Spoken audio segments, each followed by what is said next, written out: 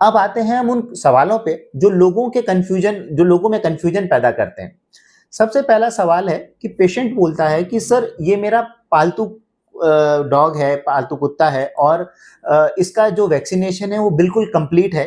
क्या मुझे इसमें वैक्सीन लगाने की ज़रूरत है? तो इस केस में आपको क्या है कि अगर उसका वैक्सीनेशन कंप्लीट है विद रिकॉर्ड, दूसरा अगर डॉग 10 डेज के लिए अवेलेबल है ऑब्जर्वेशन के लिए और डॉग हेल्दी है एंड माइनर स्क्रैचेस हैं, मतलब सीवियर कैटेगरी में नहीं है, कैटेगरी थर्ड नहीं है,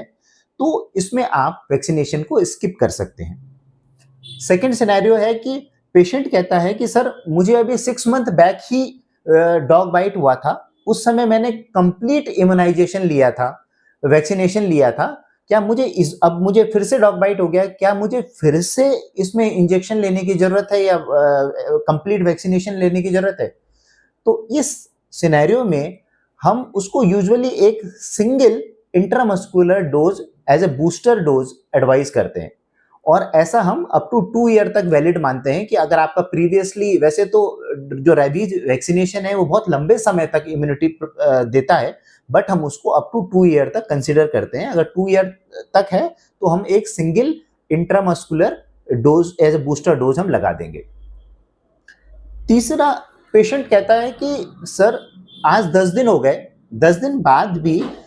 जो डॉग है जिसने मुझे काटा था वो बिल्कुल हेल्दी है और उसको कोई दिक्कत नहीं है, जिंदा है, बिल्कुल हेल्दी है। क्या मुझे जो मेरे बाकी वैक्सीनेशन जो बचे हुए हैं 14 डेज का, 28 डेज का, उसको भी लगाने की जरूरत है? तो ऐसे केस में आप जो आपकी जो 14th डे और 28th डेज की वैक्सीन है उसको स्किप कर सकते हैं। एक सवाल जो और कॉमनली पूछा जाता है कि क्या सर प्रेगनेंसी में या एक प्रेग्नेंट महिला और जो एक ब्रेस्ट फीडिंग महिला है, अगर उसको डॉग बाइट हो जाता है तो क्या ये प्रेग्नेंट फीमेल के लिए सेफ रहती है वैक्सीन? तो जो रेबीज वैक्सीन हम यूज करते हैं वो एक प्रेग्नेंट महिला और